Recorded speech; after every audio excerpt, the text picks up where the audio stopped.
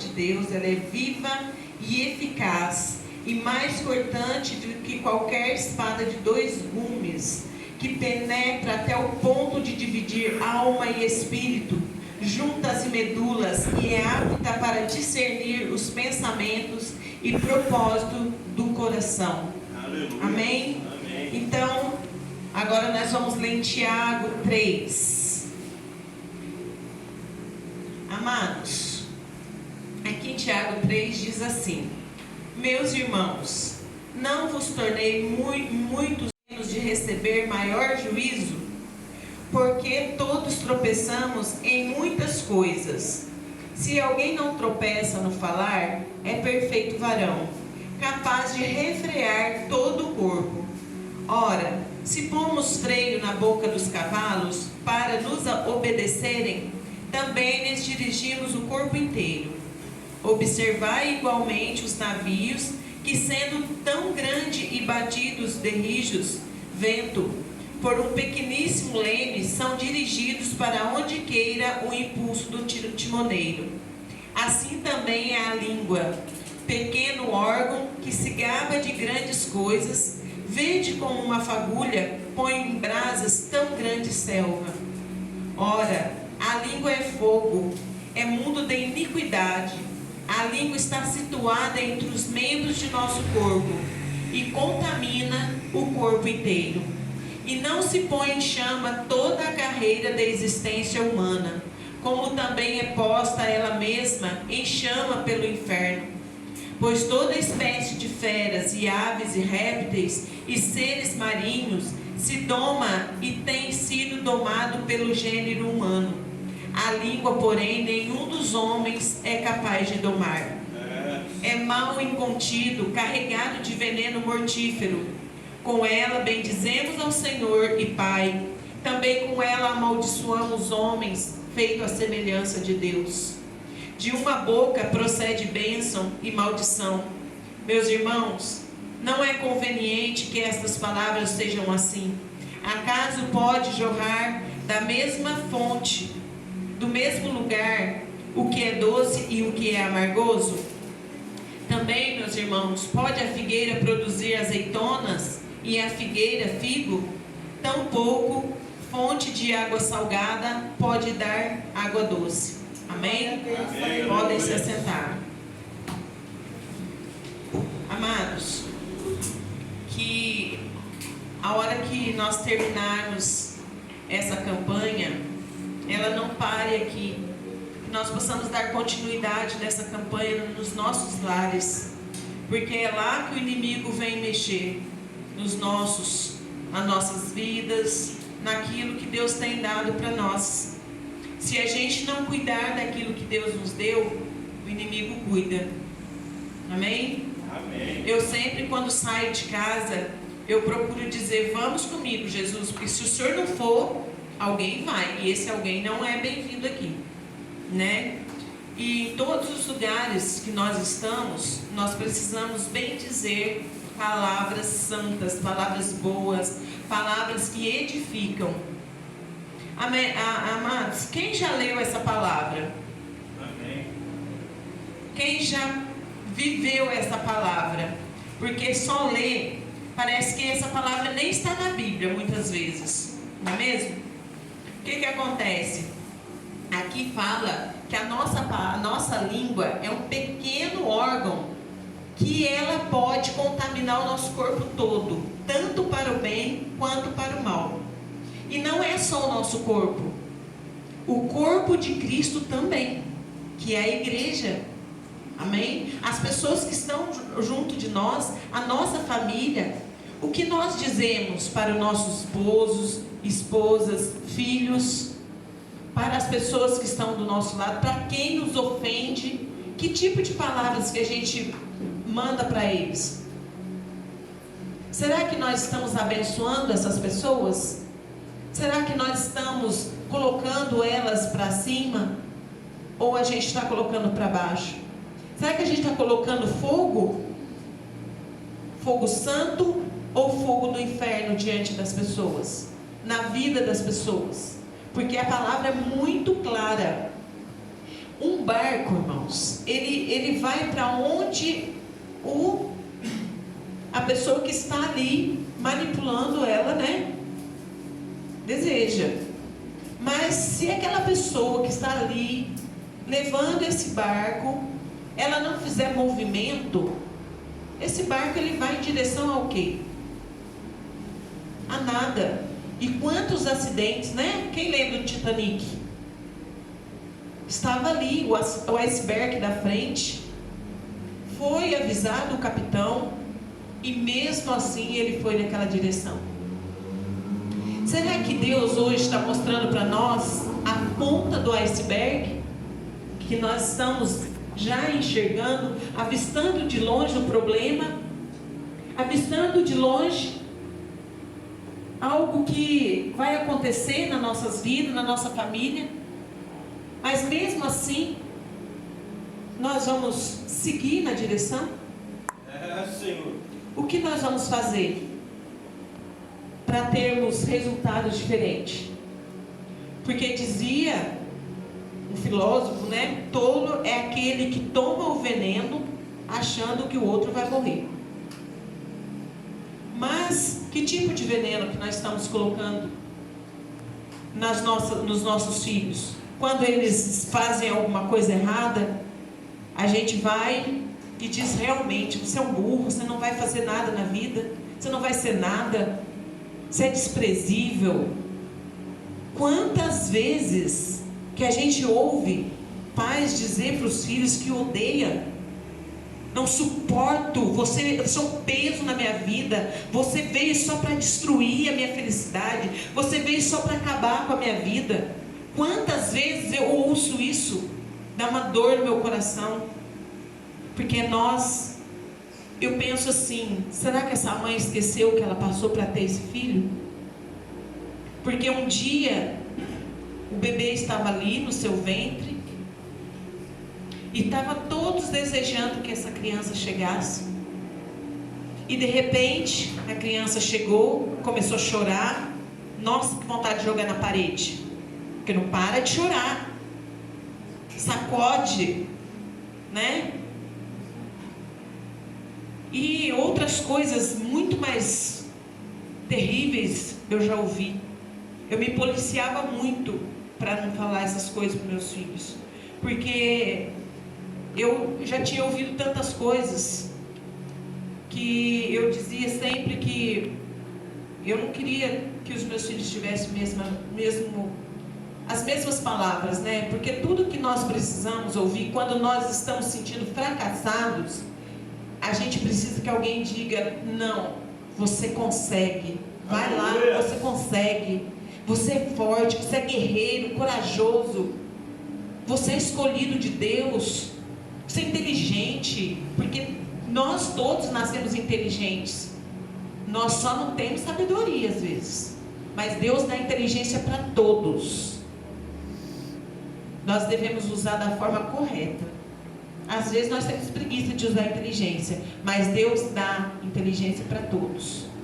E quando nós vamos incentivar os nossos filhos, você não vai dar nada na vida. Meu Deus, as nossas palavras de pai e mãe na vida dos nossos filhos é tão poderosa, é tão forte, que nós podemos sim destruir a vida, o futuro dos nossos filhos. Porque tem uns que infelizmente recebem, outros não, mas muitos recebem. Eu lembro de cada palavra que eu ouvia quando eu era criança. Uma das palavras fortíssimas que era falado era: não tem vergonha na cara. Você não tem vergonha na cara? Está fazendo isso por quê? Gente, eu acho isso uma palavra tão forte, porque ter vergonha na cara é algo muito, muito, vai além, né? De você errar. Você errou, ensina o que é certo, né? Então nós podemos sim. Eu sempre dizia: eu não aceito isso para minha vida, e eu nem convertida não era. Então eu ouvi muitas palavras de maldição sim na minha vida, mas as minhas palavras, as palavras que eu dizia ao meu respeito, era muito mais forte do que os outros diziam. E o que você diz ao seu respeito?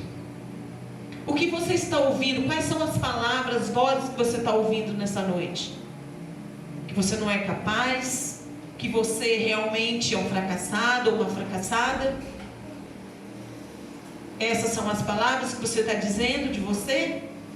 Mas o Senhor diz que você é filho amado, é imagem e semelhança dele. Aleluia! Quer coisa mais maravilhosa? Porque aqui diz ainda, que olha lá, diz, ora, a língua é fogo, é mundo de iniquidade. A língua está situada entre os membros do corpo e contamina o corpo inteiro, amados. É um pequeno órgão que contamina o corpo inteiro. Pessoas estão totalmente destruídas por palavras fortíssimas que estão paradas no mundo espiritual. Palavras de maldição de pai, de mãe, que foi lançado às vezes até no ventre. Para que eu engravidei? Se eu pudesse eu tirava. Coisas terríveis. E aí, quando nasce, a pessoa tenta e patina no mesmo lugar.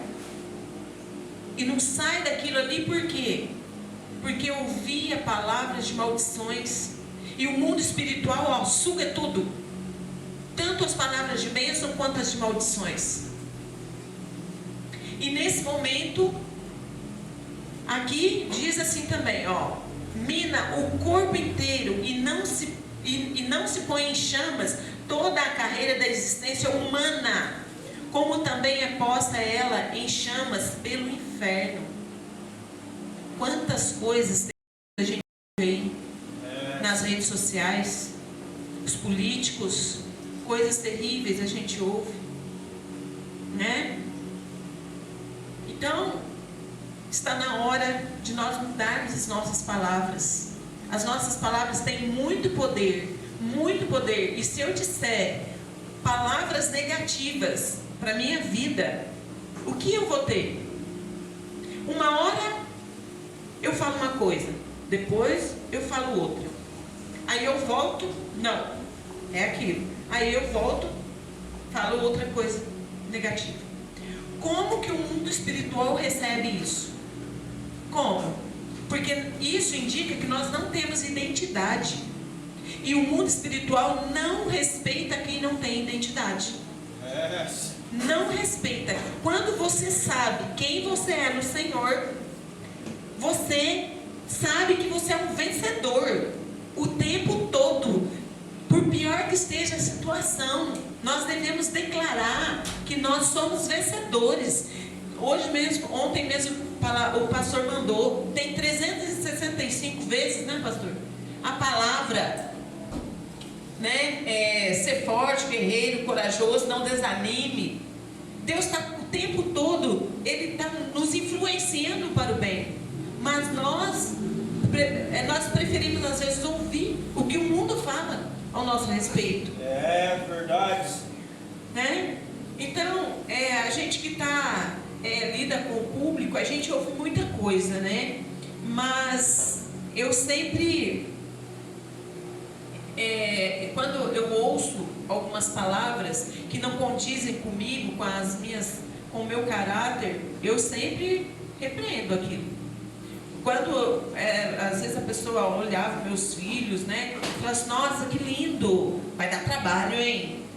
E eu falava, não vai me dar trabalho. Sabe por quê? Porque cada um, não é por causa da beleza que a pessoa dá trabalho. E outra, essa palavra vai dar trabalho, gente, é uma coisa tão fora, não combina. Por quê? Porque trabalho a gente tem com os filhos desde que eles nascem. É obrigação nossa. A nossa obrigação é orientá-los. E nós já devemos nos preparar para que nós não venhamos ter trabalhos com ele. Ah, mas está lá no mundo. Mas por que você está se preocupando? Se preocupa com o que está dentro de casa, com a educação que você está passando. Porque quando a gente se preocupa, a gente tem uma identidade de mãe e de pai e sabe o que nós ensinamos para os nossos filhos, nós não precisamos nos preocupar. independente do que eles estejam fazendo lá fora. A nossa preocupação tem que ser somente ensinar nossos filhos no caminho que eles devem andar, né? Porque nem sempre exemplo é tudo. Todo mundo fala assim, ó, o filho vê, o filho faz. Mas por que quando a gente está fazendo algo bom, o filho não faz? Quando a gente está lá fazendo a comida, o filho não vai lá fazer junto? Por que quando a gente está, né, lá fazendo aquilo que é bom para toda a família, às vezes não é bem visto? Então eu acredito sim naquilo que a gente ensina bem, né? Frisou. Se há uma escolha, não é nós que ensinamos. A escolha, cada um tem a sua. Mas a nossa obrigação nós devemos fazer. Quer dizer para eles, olha, você é um escolhido de Deus. Tem céu e inferno. O caminho para o céu é esse, do inferno é esse. Qual você vai viver? O caminho do sucesso é esse, do fracasso é esse. Qual você vai escolher? Né? Então, se a gente não formar a nossa família com palavras as promessas de Deus, a gente está afirmando essas palavras na vida deles, o tempo todo, o que eles vão ouvir? Como que nós vamos construir algo na vida dos nossos filhos? Eu me lembro que a minha filha, ela era muito delicada, sabe? E muito querida, brincalhona, e de repente, um certo momento, a vida veio e mostrou para ela que tinha algumas coisas ruins. E aí ela começou negativa. Não sou isso, não dá certo, nem nada. E eu ouvia, e de repente eu ia lá, abraçava e falava, você é uma mulher forte, você é escolhida, você é inteligente, você é poderosa, você é isso. E começava a falar palavras de afirmação para a vida dela. E abraçava ela. Ela falava, mãe, eu não sou assim. Eu falava, você é. Você é tudo isso. Você está diferente. Mas o que você é realmente é o que eu estou te falando. Então é nós que devemos ter convicção daquilo para os nossos filhos, para os nossos esposos, para as esposas, para as pessoas no geral. Quem está do nosso lado precisa entender que nós temos coisas boas para elas, que é a palavra. Olha lá, a língua, porém, nenhum dos homens é capaz de domar. É mal incontido, carregado de veneno mortífero. Sabe o que é veneno mortífero? Algo que mata, algo que realmente destrói. E o que uma calúnia não faz na vida das pessoas, né? Até dentro de casa mesmo. O que a calúnia muitas vezes faz, né? Então, se nós não temos domínio na nossa boca, para quem nós devemos pedir? Para o Espírito Santo. Porque os frutos, esse veneno mortífero é frutos da carne. E se a palavra diz que nós devemos deixar os frutos da carne para viver os frutos do Espírito, então é dessa forma que a gente consegue domar nossa boca, somente pelo Espírito Santo. Jeremias pedia para Deus colocar brasas de fogo na boca dele, porque ele não conseguia parar de falar coisas que não agradavam a Deus. E muitas vezes eu mesma pedi, Senhor, coloca brasas de fogo na minha boca. Eu cheguei aí ao extremo, porque eu queria ter palavras de bênção, mas na mesma hora que eu falava coisas abençoadas, saía algumas coisas no meio, algumas flechas malignas. E eu falei, Deus, eu quero mudar. Eu quero mudar. E quando às vezes eu começo a murmurar, eu já mudo. Falo, Senhor, me perdoa. Perdoa as minhas palavras, meus pensamentos, minhas ações. Por quê? Porque nós temos o hábito de reclamar, de murmurar. É verdade. E muitas vezes nós deveríamos só agradecer. Senhor, obrigado por tudo isso que está acontecendo. que o Senhor me dê sabedoria para lidar com isso, né? Porque às vezes Deus, Ele nos dá as coisas, deixa as coisas, permite que aconteça algo nas nossas vidas para ver de que forma. Será que nós estamos crescendo nele? Será que nós estamos sendo a imagem e a semelhança do Senhor? Então nós precisamos ser a imagem e a semelhança do Senhor. Nós temos que andar como Jesus, falar como Jesus falou. Na Bíblia não tem um lugar falando que Jesus, Ele denegriu a imagem de alguém, Ele colocou as pessoas para baixo. Muito pelo contrário, Ele ouvia as pessoas e Ele conhecia o coração das pessoas. Então nós precisamos pedir: Deus, sonda meu coração. Sabe por quê? Porque de onde que vem essa fonte de água viva que mata, o que dá vida? Essa fonte de água doce, melhor dizendo, essa fonte de água doce ou essa fonte de água salgada? Sabe de onde que ela jorra? Aonde é a mina? Em nossos corações. É verdade. Porque a palavra diz que a boca fala do que o coração está cheio. Se o nosso coração está cheio de amargura, está cheio de dor, está cheio de ódio, de vingança, o que pode sair da nossa boca? Devemos sim pedir para Deus trocar o nosso coração. Trocar, arranca nossos corações, Senhor. Coloca coração de Jesus em nós. Arranca esse meu coração de pedra, esse meu coração podre, esse meu coração que está cheio de ódio, e coloca o coração de Jesus. Um coração amável, perdoador, um coração cheio de amor. Para quê? Para que eu troque essa fonte para algo que vai trazer vida, e vida em abundância. Aleluias. Amém? Amém. Uma das coisas que nos pontua muito como cristão é a forma de nós colocarmos a palavra. Quando realmente, de que forma que eu vou fazer? Senhor, aqui falou das promessas, então de que forma que eu vou realizar essas promessas na minha vida? Porque você tem promessas, pega um papel, uma caneta e escreva suas promessas. Escreva seus sonhos, seus projetos em um papel e começa a declarar em cima daquelas promessas o que você quer para a sua vida. Mas irmãos, não esquece de alinhar tudo isso com a vontade de Deus, tá? Porque sempre que a gente diz, não adianta a gente pedir uma mansão para Deus se a gente não tem condições de manter, não é mesmo?